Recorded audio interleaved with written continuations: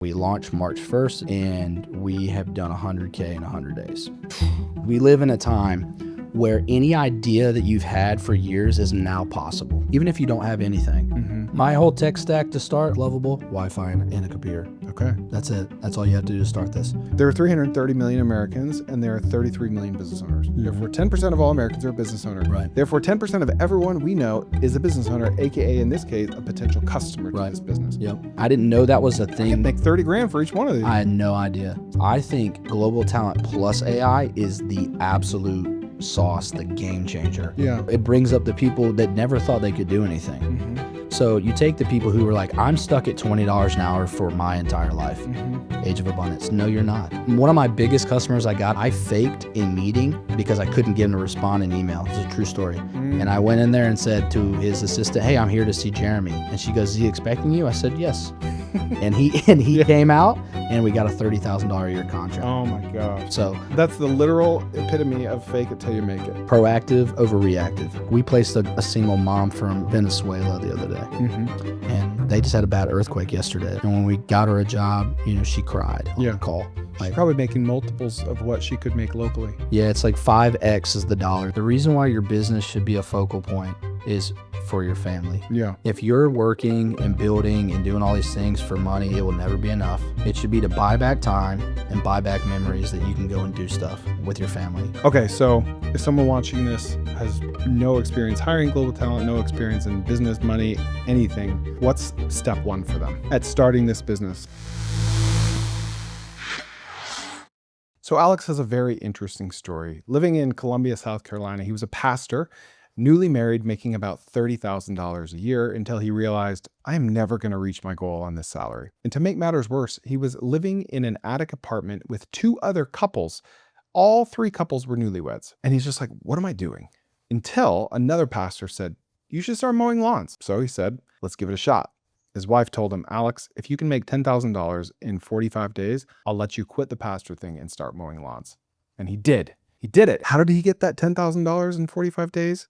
He just texted friends and family. 3 sentences. That's it. And he did $250,000 his first year, and he turned it into a $2 million business until he got to the point where he said, I don't know if landscaping's for me. This is a really hard business to grow. So then he started a marketing agency in 2023, right when ChatGPT launched. Could not have been worse timing. He got the business to $20,000 a month, just doing like social media posting, blog writing for small business owners. And then ChatGPT started to decimate his business until he went on a cruise and he met a bunch of awesome people from around the world working on this cruise from Latin America and the Philippines, Indonesia, Eastern Europe.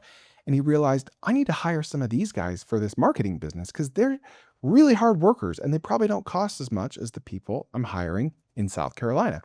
So he did. He hired his first overseas employee. He paid them $1,600 a month full time, and they did an amazing job. And his brain exploded, and he thought, I need to monetize this. This should be my next business. I need to find these people and place them with blue-collar small business owners for a fee. Because he was the type of guy in his church that would, as a favor, connect people with jobs. And he helped like 20 people find jobs until one of his friends who worked in recruiting said, dude, you can make like 30% of the first year salary if you place people in jobs. And he's like, what? I was just doing this as a favor. So he took that data point and then the data point from his cruise where he met all these awesome people and he hired his first person overseas. And he thought, I need to start an agency where I find awesome people working overseas, place them with blue collar small business owners so they can save more money. And the long and short of it is he did $100,000 of sales his first 100 days. Most of that was profit, and he started this with about $200. So today's episode is very simple. Alex, how can we do what you do? You don't need money to start. You don't need connections. You don't need to be an influencer. You just need to talk to people, either in person or virtually. What is the exact playbook to find your first person to place, right? If someone's living in Argentina, how can I find them? How can I vet them? How can I interview them? What questions do I ask? What do I look for? So we cover all of that. And we also cover how do you find your first customer or customers? And how can I justify charging them $3,000 to $7,000 for placing them with an overseas employee? So today you get a little bit of the backstory, but 100% of the playbook. Tech stack, tools, scripts, everything you would ever need to make 6 to 7 figures a year placing overseas talent with people in your local country. So let's meet Alex. Well, Alex, thanks for coming. Yeah, man. I'm excited to be here. Thank you. Do you think we will have enough info by the end of this episode so people can start their own staffing business? 100%. Okay. Not too hard? Not hard. No, not hard. Okay. So I went on a cruise with my wife. We live pretty close to Florida. And on the ship, all these amazing international people work, right? Mm-hmm. I mean, it's like the whole stuff. 95%. Yep. Yeah. And I was sitting there and I was like, man, these people, they're telling me about how much it costs to live in Manila, Philippines, and, Argentina, Buenos Aires. And they're like, yeah, we can make $2,000 a month on the boat. And that's like $7,000 a month where we live. Mm-hmm. I'm like, no way. Mm-hmm. And again, I'm just a blue collar guy. And that's a very hard job, by the way. Yeah, very They're tough. always working. 12-hour shifts, 6 days a week, some 7, like tough. And so I was like, I got off the boat and I told my wife, I was like, how do I find employees like that for my digital company? Mm-hmm. And so I looked up agencies, found one, and hired my first person from Argentina in the spring of 24. Okay. What did they do for you and what did you pay? So they were like an admin coordinator. So I replaced my assistant that was working at my marketing company. She was part-time in my marketing company, hired her full-time for $1,600 a month. And she was incredible. Yeah. AI wizard. Great English. Great English. 4-year degree, 8 years experience. Just, I was shocked. I couldn't believe it. What did you pay the agency to get them? This is where my idea for my company started. The original offer of the agency was $1,000 a month, a 12-month contract for up to 6 hires. Okay. But the problem was I didn't need 6 people at the time. And I didn't want to really commit to 12 months of something when I'm a blue collar as it gets. My parents owned a mechanic shop 40 years. I owned a landscape company. Like, I didn't know virtual assistants, global talent. I didn't even know what that was. I was just taking a risk, right? Yeah, yeah. So that's not, I didn't love that offer. So, but it was a good experience. So a couple months in, I'm like, I'm really loving the global talent. I'm mind blown. It's like the first time you go to the Bahamas. Yeah. You're like, this is crazy. First time you used ChatGPT, like what? Yeah. And so that's how I felt about it. And people were probably like, you didn't know about virtual assistants? I really didn't. I didn't have a single remote employee at my landscape company either. Yeah. So didn't believe in it. Or you didn't think it applied to you. Didn't think it applied. Yeah. I was kind of stubborn, to be honest. I was like, you know what? Remote work, But when I sold my company, the Lord told me, hey, I need you to be open-minded about new things. Mm-hmm. And that was me trying to be open-minded to it. So within like 90 days, I was like, oh my gosh, I replaced all my American staff with global talent in that first year. Wow. How much did you save, give or take? Oh my gosh, 150,000. And productivity went up. Productivity went up. So 24, that goes there. Beginning of 25, I'm like, you know what? This is not for me. I'm going to sell this company. AI's hurting me. And we stalled at the same revenue because that was our offer. Mm-hmm. And about the summer of 25, I've always helped people get jobs like through church. People like, you're the business owner You're like in town. a super connector? Yeah, I'm a super connector type. Yeah. People at church, hey man, you know this thing, blah, blah, blah. Yeah. I'm sure it happens to you all the time. Yeah. I need to work somewhere. And I've always enjoyed it. And it didn't realize it was like recruiting. I didn't know that was a thing. I could make 30 grand for each one of these. I had no idea. Then someone told me in the May of 25, hey, you've helped like 20 some. I see you posting on Facebook all the time, helping people get jobs. You realize that's a 20% average fee. First year salary? Yeah, first year salary for American companies. You'd be making 20 grand or something. Yeah. I said, no, I just like helping people do it. Yeah. And so then it clicked on me. I was like, I should do that for the global talent that I love for blue collar focused guys. So that's just what I like. I love blue collar. It's through my blood. Hey, if you're liking this video, please hit subscribe. You probably think you're subscribed because YouTube shows you my videos, but you haven't done it yet. I just know it. So please check. Thank you. So sold the marketing company by November. And then my last child was born in November, and I started gearing up to launch that. Okay. So December, January, February of 26, I had 90-day plan it out. And we launched March 1st, and we have done 100K in 100 days. It's been pretty cool. And so you're like 100 and something days into it now? March 1st to here the end of June. So when you wrote out that 90-day plan, what did that look like? This is where the idea came in for like what we're talking about. I was so intimidated my whole life, to be honest. I was blue collar. I didn't understand software. Jobber was a big reason why I could run my company, but like, that's it. Like that and QuickBooks is like all the software knowledge I understand. Yeah. So that's why I always was nervous to start a company that wasn't blue collar itself because I'm like, I don't know Python. Mm-hmm. My friend would talk about Python. I'm like, dude, A snake? What are we yeah. talking I'm like, are we at the zoo? I'm a big zoo fan. I'm like, I don't know what you're talking about. And then I'm hearing 30 grand, you know, 30 grand fee to create this idea in your head. So then I was like, wait a second, there's got to be, now with AI popping up, I'm like, I bet you I can build the thing I've been thinking of, which is basically an operating system or database. It's what you need for recruiting. Mm-hmm. Where can people apply? How do you filter them? How do you send clients to people? All that. So that's where I was on X one day and saw Lovable. I don't remember if someone tweeted about it or if it was like an ad. And that's where I built my entire system. So my whole recruiting company, we use QuickBooks and Lovable, and that is all. And the 30,000, I mean, you can't really chase that in off global talent, right? That's more of like if you place someone here in the US. What do your fees look like? We charge a one-time fee of 28% of year one salary, or we lock it in at roughly like 45 to 5,000 bucks. 4,500 to 5,200 is our average ticket. Okay. One time. Place someone. Yep. And who takes care of like all the payroll and all? They take care of it. Okay. So we didn't want to be an admin focused company, you know, and again, I want people to feel like they're their team member. Yeah. You're not contracted. They're not a temp. They're not a temp. You're not contracting us to have someone. We're not placers. We're partners. Yeah. Is what we like to say. Right.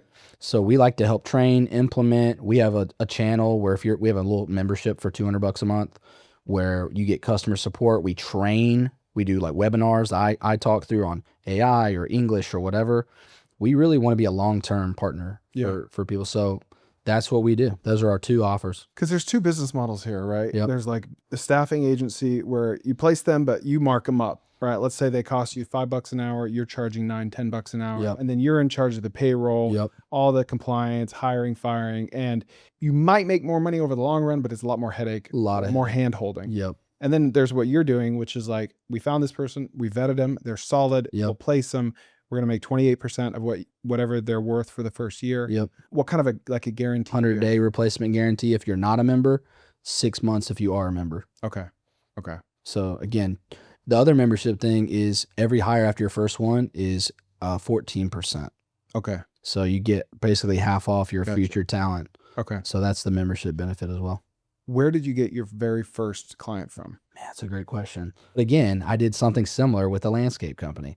I texted all my business owner friends in my town. I texted all the people I met on Instagram and X and Facebook a video. Hey, I'm now going to offer this as a service. You've met my team or you've seen me talk about it. Mm-hmm. You can have someone like this now. Yeah. And I'm going to, no one can vet them better than me. I know blue collar. I know I have, I'm the guy for that. Yeah. And so it just started going pretty good there. And now we're probably like, I think we've done a few insurance guys, but it's 90% blue collar, 50% are green industry, 50% are not green industry, blue collar, plumbers, electricians. Green, like solar guys? Or? No, like fertilization companies, tree removal. Gotcha. One guy we're doing right now moves like land clearing. Okay, yeah. Yeah. So 100,000 in your first 100 days. How many clients does that represent, and how many placements does that represent? It's about 30. It's about 27 or 6 clients. Okay. A few of them have hired 2 already. Okay. Okay. So we're about roughly 30 placements. We discounted a couple early, obviously, to get the ball rolling. And hey, people, we'll give you one for half price, proof of concept. Yeah. And but now, I'm all in on this. Like, I love it. It's you probably have the same feeling when you get to help. That's why you do the show. Like, I love helping people find jobs. I love people get jobs and find great people. So for me, it's like exactly what I like to do. And, it's fun building a business where you get to, like, we placed a single mom from Venezuela the other day. And they just had a bad earthquake yesterday. I don't know if you heard that, but single mom, husband walked out a couple years ago, never heard from him, 2 little boys. And when we got her a job, she cried on the call. She's probably making multiples of what she could make locally. Yeah, it's like 5x is the dollar there is what she says. So her mortgage was $320 a month. She's making between $1,200 and $1,400. Yeah. She's doing really well. Working from home on the Working computer. from home. Currency hacking is what I call it. I don't know what you call it, but it's just currency hacking. You're taking the valuations and you're getting a win-win on both sides. Yeah. That's an interesting point to make, because I've been hiring global talent since for like 15 years, Mhm. right? And I could not live without it. And I've gotten a lot of flack for it. It's like, well, you're outsourcing jobs. It's like, no, like I'm giving a job to the best person for the role. 100%. And today I have mostly domestic employees because by nature of these roles, like it just works. And I found domestic employees that are awesome, Yep. you know, and I have maybe a third global right now, but it's been switched. There's been other businesses and times where I've Right. had 80, 90% global and 10, 20% domestic. And it's just supply and demand. It's a free 100%. market economy. And I'm in the business of helping improve lives. And I would love to help improve a Venezuelan's life, just like I'd love to help improve an American's life. And Yep. not every time, but probably most of the time, net of net, if you have like two equally qualified people, one domestic, one overseas, the one overseas is more reliable and harder working. That might be controversial, but that's just my personal experience. It's my experience. I was struggling with the talent on the marketing side. I had, just whether showing up late or whatever expensive, the demands of a college student is, hey, I deserve this right out of college. Yeah. And the attitude of global talent is I am humble, I work hard, and I'm hungry. So I call it the 3 H's, but like, That's what they are. yeah, that's what It they matches your culture. 100%. And like you said, it's not for every role. Like I'm sure I'm going to hire domestically here soon again, but for admin and marketing and customer support, a lot of the roles we're filling, it's perfect because in America, tell me if you think this, like what your opinion is on this. A 22-year-old girl answering the phones, like she might be there a few months before she figures out what else she wants to do. You're not going to get a mom. I mean, she can't do it. Her kids are at school. She's moving around. Or you're getting a 60-year-old lady who's like, hey, I want a part-time job because I'm semi-retired. Yeah. So you don't have a great pool of that. I have the greatest pool ever for that from global talent. So Yeah. it's supply and demand. People's values don't matter based on borders. That's one thing I say. Like I'm all about America. I'm a huge pro-America person, but it doesn't mean I'm anti something else. Right. Either. Right. You don't have to be. No. We're in the business of good people, good humans. Yep, exactly right. Okay. So if someone watching this has no experience hiring global talent, no experience in business, money, anything, what's step one for them? Step one at hiring a global talent? At starting this business. Oh, starting this business? So interesting is we live in a time where any idea that you've had for years is now possible. So for me, I've had this idea to like help like global talent for a few years, and it didn't seem possible at first because I didn't understand AI, software, whatever. Within 3 days, I built my system. It was like ready to roll. It wasn't perfect, but it was like, oh my gosh. Yeah.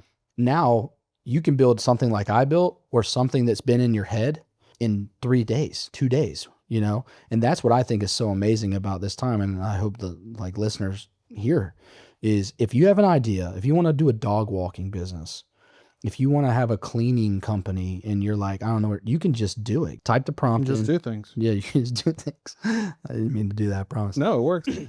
You can literally do what's in your head is now buildable. Yeah. And that's what's so exciting. First time in human history. First time in human history. But it's going to take years for people to catch up to that. They'll Right. hear it over and over and over. Then one day they're going to sit down at one of these vibe coding apps, type in a prompt, see a website appear out of thin air. Yep. A switch will flip in their brain and be like, oh my gosh, what else I could do? Yep. This idea I had 7 years ago, I should try this. And then it just becomes this age of abundance. Yep. And like a true age of abundance starts on an individual level first. Yep. And then it grows to the collective. And I truly believe that that's what we're on the precipice of. I agree. I had a handyman come over the other day and do like something with my well pump house. And I was like, hey, how's your business going? He's like, I just started. So you have a website? He goes, no. I was like, let's go make one in 30 minutes. And he was like, this is insane. How did you do this? And now he called me the other day. He's like, oh, I got customers all over the place. And it's like, man, this is a 24-year-old kid who didn't even know this existed. So just showing someone the opportunity, it's amazing what can happen. So for my business, you can start any type of business like it. Now, this is something I say a lot is I don't think AI has made business any easier. It just makes it simpler. Yeah. It's still hard. It's still hard having employees. It's still hard having systems. It's hard getting sales. It's still very, very difficult. Yeah. I don't know your opinion on that. No, I agree. It's getting customers is harder. Yeah. Because there's a trade-off. To every action, there's an equal and opposite reaction, right? So if building becomes easier, then it's not like we didn't give anything for that. Right. What do we trade off for that? Distribution and marketing. It's harder than it was before. Right. Because anyone can build whatever they want. Yep. So if 13 guys in Columbia, South Carolina want to build a cleaning business, theoretically, they could all put in the same prompt and have an equally beautiful website the same day. Right. But which of those 13 guys is going to be willing to text his 60 friends and family? Right. Very few of them. Yep. Like the person, that's just as hard as it always was, Yep. just as more critical than it's ever been. Right. Because we have to be willing to put ourselves out there either on Instagram or through text, through call, through sitting down at Starbucks with a friend and say, I started a thing. I really believe in it. Can you help me out by being a customer? Right. And people want to help more than ever too, I think. They do. Like one of my biggest customers I got at my landscaping company, I faked a meeting. I dressed up. I put my laptop in briefcase, and because I couldn't get him to respond in email. This is a true story. And I went in there and said to his assistant, hey, I'm here to see Jeremy. And she goes, is he expecting you? I said, yes. and he came out, and we got a $30,000 a year contract. Oh my gosh. That's 100% true. So that's the literal epitome of fake it till you make it. Proactive over reactive. You don't seem like a suit guy to me. I am a Carhartt guy and pants guy. No, but I dressed up nice that day and acted like I was supposed to be there, and people believed I was. And that's sometimes you just have to put that out in the internet, in the world. Boots on the ground is like something people don't do. Like going back to what you're saying. Because it's hard. It's hard. It's harder Yeah. than the alternative, but it's still easy. Yeah. Like relative to other things, Yep. digging a ditch, it's still easy. Yep. What you described, showing up to that guy's office, I call that like the bathroom pass. Yeah. Right? Like if you want to sneak by authorities, walk with confidence, walk like you know where you're going, hold a sheet of paper, Yep. and people don't question him. No. That guy knows where he's going. Yeah. He's probably got a bathroom pass. That's Yep. what I used to do that in high school. I just Yep. grab any sheet of paper and I would walk out the door. No one questions. No one you. questioned. You have That's confidence. what you did, Yeah. right? 100%. You threw on a suit. Now, what about that guy or that meeting gave you the confidence to do that? Because you could have done that with any meeting, but you probably didn't think it'd be worth it. What signals did you get from that guy that said this is worth it? You know, he had responded once or twice, like, yeah, I'll get back with you and stuff like that. And I knew that his industry, he was a home building guy, and I was trying to mow the grass of the homes that they were doing. And so I kind of knew the language of like, hey, this is a problem for you. I can take care of it. I know you've been busy. I just wanted to come make it easier on you by showing up. Yeah. And he was like, oh yeah. And then like he texted me a couple days. Remove the friction. I removed the friction. Yeah. Guys, tkowners.com. That's my community where people are building businesses. I do AMAs, Q&As every week live. You can ask me anything you want. You can have accountability partners. It's about 1,000 people in there building, starting, growing businesses. Check out TKO, as in the Koerner office, tkowners.com. And again, no one taught me these things. Like when you have, one thing I love to talk about is purpose. My purpose was to provide for my family and let my wife stay home. And so I'm going to figure out any direction to get to that destination. Yeah. If there's a speed bump, there's an obstacle, you just have to figure out a way around it. Yeah. And that's why I love your show. Cause like, that's what everyone, that's what people talk about. Friction is the key to life. Like when to remove it, when to add it. Yep. I used to weigh 260 pounds. I lost it all. Right. What's one way of doing that? You throw away every single bad food in your house. Right. It doesn't mean you're going to lose weight, but the chance of me driving to McDonald's when I have a craving is very small. Compared to downstairs. Exactly. Yeah. If I want to get into the habit of running, I need to remove the friction to run. I need to go to sleep in my running clothes and put my running shoes at the foot of my bed. So I can't get out of my bed without stepping into my running shoes, right? So if I want to, an opposite example is, let's say I struggle to stop swiping reels, right? I need to add friction. I need to add a time blocker or an app on my phone that will cut me off at 30 minutes. Right. So adding and removing friction at specific places in your life can change everything. It's alarms and reminders. You know, it sets these off. I totally agree. I just went running. I used to be in great shape, and I'm not in the best shape now. And I went running last week for the first time, and I hated it. Yeah, but, like, it's good. Yeah, like you should. I was tired. Yeah, but like you said, like if you want something to change, you have to put things in place for that to do so. I love the proactive, reactive discussion because so many people I talk to are like, "Well, I'm waiting for customers," and I'm like, "That's like fishing without bait, man." Like they're not going to bite. You got to go and do something to get those customers. Yeah. And most people aren't doing that part. A lot of people are waiting for people to come. So you have a huge competitive advantage if you go and hunt people down. Yeah. You know, Dave Ramsey says, kill something to drag it home. Like you got to leave the cave, kill something, drag it home. Yeah. I'm a big hunter in terms of that. Yeah. I like saying your customers don't care about you. Yeah. We have a tendency as business owners to believe that we are much more top of mind for our customers than we are. Right. Right. Like, oh, I sent a reminder email, so they'll show up. You have to send 13 reminder emails. They don't care about you. They don't. It's nothing to be offended by, but they are bombarded with reels, TikToks, ads, banner ads, everything, people knocking at the door. Soccer. You have to stay top of mind. They don't care as much about you or your thing as you would like to think. Not even anywhere close. Totally right. All right. So you get your first customers by reaching out to friends and family. Yep. If someone does not have an Instagram following, is it just a matter of texting business owner friends that we have? I mean, walk in places, go and ask, most people have some nucleus of people. So this is like, even if you don't have anything, you have a church, you have an organization, maybe you're a baseball coach in Little League, go and make that your first nucleus. Does that make sense? And hey, can I have a meeting with you? You're an HVAC guy. And I have a new thing in beta. Can I talk to you about it? Just make connections with whatever your central thing is. Yeah. I go to a church of 1,200 people. So that is also a benefit. But anyone could do that. Anyone can do that. Anyone can do that. But like, I'm from my town. I know people because I grew up there. Take advantage, whatever your advantage. Everyone has an advantage, is my opinion. I say that.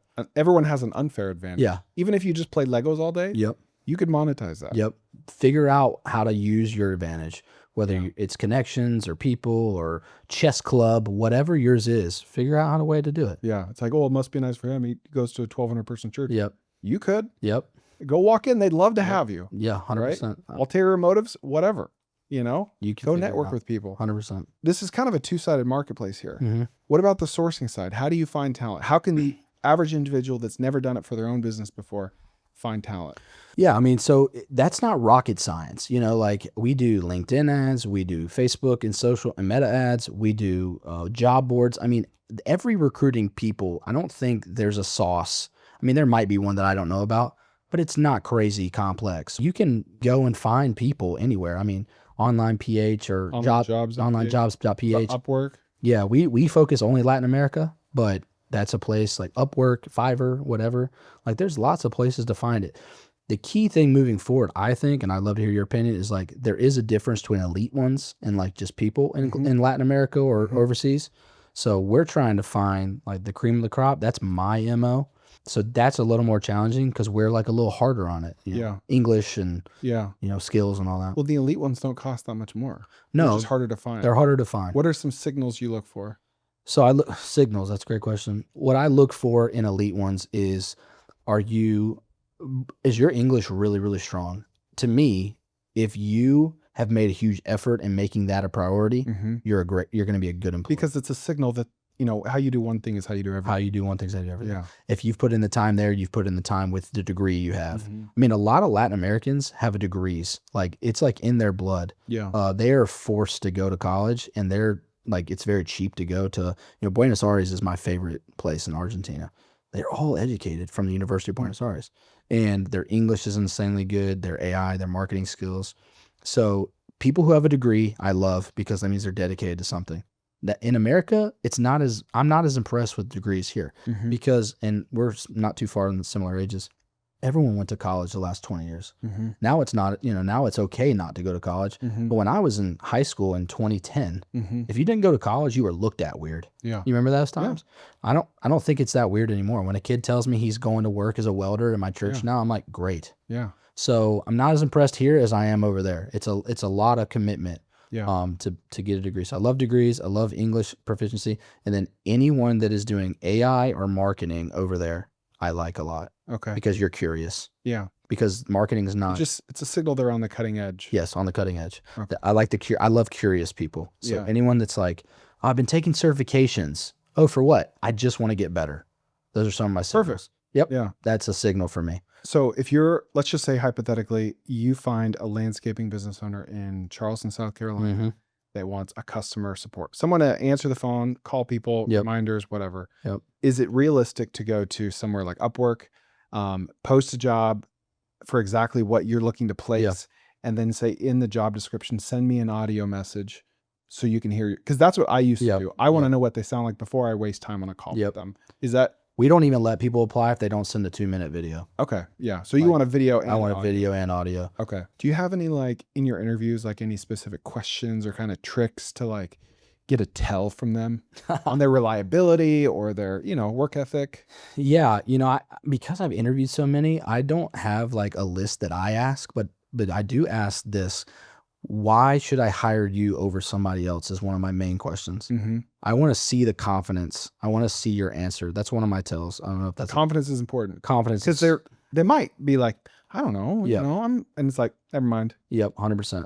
One is why you, not someone else. The second one is I want to hear you say what you're great at. I want to hear you say, I'm really great at this, and this is where I can impact your company. Mm-hmm. I don't like interviewing people when they're like, oh yeah, I've been doing this for this many years and I'm good at it. Yeah. I want to hear you explain why you're amazing at something. Yeah. If you can convince me that you're great, or you've already convinced yourself, Mm-hmm. is what I'm trying to say. Of the 30-ish people you've placed, Mhm. how many have you had to replace because they One so just far. Okay. Yeah, I mean, ironically, the person we had to replace had been working at Microsoft, and her personality was not good. I'm not actually that surprised by that. Yeah. Because she disappears in a sea of a million Yep. other employees. 4 days into it, the guy was like, her personality is not cut out for customer support. She's in her head. So that was it. How do you foresee your business being impacted by AI? Because I think one potential criticism of this model is Yeah. these people are just going to be replaced by Claude, ChatGPT. What's your rebuttal to that? I'm not as bullish on AI replacing humanity as I am it replacing mundaneness. Mm-hmm. So that's my thing. I think that we're having this big spike, similar to crypto, to be honest with you, like this arc, where I think that, I mean, AI is the best tool we've ever had. Sure. And the close one's the iPhone, right? Like in the last 20 years. I still think humanity plus AI is going to be the sauce. I don't think people are going to want to talk to 8 bots. You know, they might like it for now, and then like they're going to realize, oh, because there's a human element in all of us. You know, we're both people of faith. Yeah. Like humanity is inside of us. He created us in his image. There's something of connectivity that we saw with COVID. Like we were all stuck at home, and like this is terrible. Like, Mhm. and everyone thought that would be great, working from home. Oh my gosh. And it is great, but not by itself. Yeah. Right. And so I think global talent plus AI is the absolute sauce, the game changer. Yeah. I don't think that having AI do everything is fulfilling. I don't think it Yeah. feels good. So I just don't like it. I'm trying to think of an analogy here. I think I've got one. I love analogies. Me too. So 2023, 2024, the narrative was everyone's going to lose their jobs. Yep. This is groundbreaking. This is huge. And it is. Yep. It seems even more so now than then. But Right. it was everyone's going to lose their jobs. It's going to anything white collar, software, anything binary, anyone in a spreadsheet, any Yep. creatives, they're not safe. No Right. one's safe, Right. right? The plumbers are safe for now. Right. That was the narrative. I think it's switching because we're seeing data. We're seeing job loss data, Mhm. but it's not jobs that are being stolen by AI. We're seeing jobs that are lost because companies are just realizing we don't need as many people. Yes. It's not that AI replaced Mary's job. Less it's that headcount. we can be more productive Yeah. now, right? Right. Hey, if you're watching this on YouTube, believe it or not, we edit out a ton of this episode, a lot of the backstory. If you want the full version of this, plus a ton of other exclusive videos only posted to my members, you can join my private YouTube community. It's all hosted right here on YouTube, $5 a month. You get free business plans, which is a $300 a month value, and free exclusive videos, 1 to 2 a week. So here's my analogy. It might not be any good, but let's say we had this new technological breakthrough that made all food in the world free Mm-hmm. or almost free, $20 a month, right? Right. And the narrative immediately is we are going to get so fat. We're going to get so fat because now there's no friction between us and food, right? Right. But what actually ends up happening is we can afford better food. Right. We can eat higher quality, Right. right? People in a lower income bracket don't need to eat crap food. They can eat salads. They can eat grass-fed beef, Yeah. right? And so 10 years later, people are skinnier than ever Right. because they're eating better food. Right. We still might choose to eat junk food every now and then, but if a salmon fillet costs the same as, a tortilla chip, Doritos. we're more likely to eat a salmon fillet, Right. right? You could talk about the cultural, like that's not true because we're not used, ignoring all that. That's what I think's happening here. Yeah. We're just doing more important things. And so it's growing the pie. Right. And that's why I truly feel we're on the precipice of an age of abundance here. I agree with you. I mean, the things I've been able to do in the last 24 months, I didn't even think was really possible. And so I'm not a sharp guy. I'm not the crazy sharp guy. So imagine all the people that are doing that on a sharp level, but also it brings up the people that never thought they could do anything. Mm-hmm. So you take the people who are like, I'm stuck at $20 an hour for my entire life.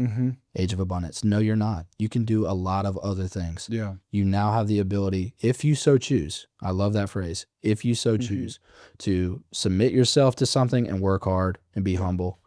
You can do it. Yeah. And that's like with Lovable, like that's, again, like I'm not sponsored by them, by the way, not. I have never talked to them. I just love it. Yeah. You can do anything. You can do that with Replit. You can do it with all these other things. And you just have to make the effort. And that's what I like want people to hear. Yeah. Is like, I think people are drowsy and discouraged by AI, you know, like, oh man, it scares me. I think it's going to replace people. I just decided it's the other side of the coin. It's an opportunity to do more. And so that's what I chose. People that have that opinion are going to find that. Right. Yeah, you find what you're looking for. We always do. Yep. So just choose to look for the good. I love it. All right. So there are 330 million Americans and there are 33 million business owners. Therefore, 10% of all Americans are a business owner. Right. Therefore, 10% of everyone we know is a business owner, AKA in this case, a potential customer to this business. Yep. So the playbook is reach out to them, 3-sentence text, really no different than your landscaping text, just swap out the industry and learn what their needs are. Yep. Try to get some sort of deposit. Yeah. We do half down and half at signing, but and if it's your first client, maybe it's, you just want $100, just something to show they're putting their money where their mouth is. Yep. Then you use that as demand, as proof of concept to go out and find someone. And you don't outsource these calls. You do it yourself because you need to learn, what a good employee looks like. Yep. And then like very tactically, let's say you find the perfect person. They have availability. You've got a guy willing to pay. What then? How do you connect them? How do you collect payment? Like as specific as like, do you use Stripe invoice, Stripe payment link? QuickBooks. Okay. Yeah. My whole tech stack to start was $100 a month Lovable, $100 a month QuickBooks, Wi-Fi, and a computer. Okay. That's it. That's all you have to do to start this. You use QuickBooks both for your books and your payments? Yep. That's what I do. I send it to them. But yeah, the process is you get on a call, you hear what their needs are. Hey, what's the pain point here? What are you struggling with? I can't answer the phone enough. I am missing 8 calls a day. That's not allowed. That should not happen. You're leaving $8,000 potentially a day in revenue. Let's get you an admin. Tell me what that type of person, what are the hours you want? Yeah. Okay. Find that person. We try to find 4 that we think are great. Okay. You pick the 2 that you like the best or whatnot. And you introduce them to all 4? We send it through a portal that we created in Lovable. What if someone doesn't have this? What's the more rudimentary way of doing this? Just email introduction? Yeah, you can do an email intro to it. Hey, we found these people. Look at the videos we recorded for you. Tell me what you think. Pick the 2 you like. We'll interview them with you. Pick the winner. And then we'll help onboard and implement. We do usually an hour and a half onboard implementation. Here's the recommended tech stack. Slack. We love Slack. Whatever it is. CapCut. Canva. Whatever. Okay. Use this to do this. Here's how to pay them. We have a paying platform. We have a partner to do that. It's like super easy. Do you use like Deal? We use Thera. Is that like a Deal competitor? Yeah, it's like Venmo for, Venmo for it. They do compliance. You can use Gusto too. Gusto does internet. Gusto Deal wise, but we like Thera. They're pretty cool. Yeah. So whatever's easy. We pay once a month. That's something interesting. Maybe people might not know. We like to do it once a month. That way the fees are only one time instead of paying them weekly or biweekly. So you encourage your customers to pay them once a month? Or we encourage our customers, and then they're allowed to do whatever they want. It's their business. This is where we're not at. This is part of your training. Part of my training is the fees eat up the Thera fees or deal fees, whatever. So we just pay them once a month. So it's a one-time fee, and not paying them twice. You got to do it twice. Okay. So then you hand them off, and then you basically say, you collect your money, send a QuickBooks invoice. Good luck. See you later. Let me know if you need anything. We're a little bit different, but you can do that. We like to go, hey, if you're a member, this is our only other revenue stream. If you're a member, we have, line of communication for you to talk to us all the time. Hey, what would you suggest here? What would you do there to my team or me? We do 2 trainings a month, whether it be talking about how to use AI better, how to hide your accent better, how to, be better at English. We do trainings with them. It's only $200 a month. We're building out a resource library right now of videos. Here's how to do this, how to use that, Canva, Pro, whatever. We want them to be best at what they do. So we're going to put tools out there to do so. So resource library, if you will. Yeah. But we want to I like the partnership thing. I am not big into have a great try. Most of our customers, not all, first time hiring global talent. I do not want to throw you out there Yeah. and see you choke when you don't have to. If you were to take your 30 clients or whatever and make a percentage split between people that hired someone to replace someone and people that hired someone to add a new function. 90%. 90% first time, didn't replace anybody. Okay. Because I think that's the perception. It is. Right? Sure. Like, oh, poor Mary worked at the company for 30 years and you're firing her for someone in Venezuela. No, it's like their business is growing. Yep. And they're choosing to hire someone overseas to manage that growth. They're working 70 hours a week, 50 hours in the field, 20 hours at night doing, we've all done this, invoicing and answering phone calls and emails. And they're like, this is not good. Yeah. I don't have time for my kids. I can't coach soccer, whatever the reason is. So let's get an admin for you and fill that role and give you 20 hours of your time back. Yeah. Hey, so we took everything we learned from Alex in this episode, plus a ton of other case studies and data points and tips and tricks and all that, and we put it in a 25-page business plan. You can grab that for $19 at the link at the top of the description below. Do you do much training for the employees or for the VAs, or are you trying to find people that are already trained? Already trained. We don't do training on the front end. I'm not opposed to doing that in the future, like having workshops that, like, if you're applying with us and you want to be better qualified to try to get a position, but we don't like do the training beforehand. Yeah. No, we let you tell us what you need, because each company's custom to me, you know, like you have their own system, their own CRM. We get a lot of jobber requests. So like specific companies want them to be native to that. So we're going to do here's people who are pre-approved by us that they know how to use this. Okay. So that's like a future thing we're working on, is like, they're really good at QuickBooks, approved by us. We took them through a process. Okay. Does that make sense? Yeah. How many of your clients are paying the $200 a month? Oh, 75%. Oh, wow. Yeah. Okay. So that's substantial. Yeah. If you're planning on hiring 2 people, it's a no-brainer to do for at least a year. The way we set it up. So it's like $4,000 or $5,000 a month recurring. Yep. Give or take. Yep. That's beautiful. Yeah. And how many calls do you do a month of the training calls? For the talent, we do 2. Okay. We do 2 a month. Okay. We did one 2 weeks ago. We got one coming up. Okay. Do you think there's a value to doing like staffing for this industry or staffing for, Eastern Europeans, both on both sides, the supply side? Like if I come from home health and hospice, right? It's like we do staffing because that's what I know. Right. I can speak the language. That's what I like. Do you think something like that would be too niche? Or it's possible because you're doing like staffing for landscaping. Yeah, we're blue collar focused now. Like at first, I just a few days ago, a guy was like, "Hey, a guy was talking to me on X. He's like, you're the blue collar guy. Like blue collar really well. Why are you not just leaning into that?" And I'm like, "Oh, I've always been nervous because I had an insurance guy reach out." He's like, "Don't save your toe to not save your leg." Right.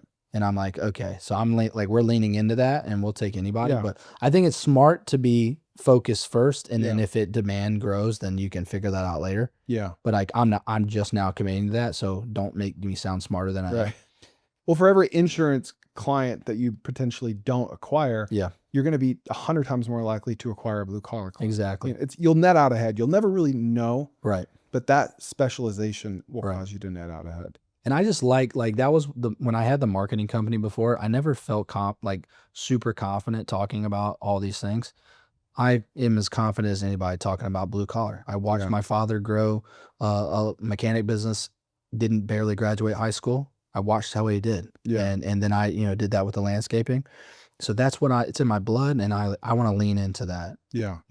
Remind us what your business is called. What's your website? bridgewaystaffing.co. Bridgeway Staffing. It's called Bridgeway Global Staffing. And if people want to find you, where can they find you? Yeah, Alex Kirby on Instagram, Twitter. Just my name, the Alex Kirby. Alex Kirby. You can find me any place. I'd love to help. Anything else I missed? I mean, one thing we didn't talk a ton about is family. Like the reason why you should be doing, this is just opinion here, the reason why your business should be a focal point is for your family. Yeah. If you're working and building and doing all these things for money, it will never be enough. It should be to buy back time and buy back memories that you can go and do stuff with your family. And so for me, like I work a 9 to 5, but if my wife isn't feeling great, I can cut out an hour. I'm all about grind mode, but I do think that, a lot of people like entrepreneur, I'm gonna have to work 80 hours.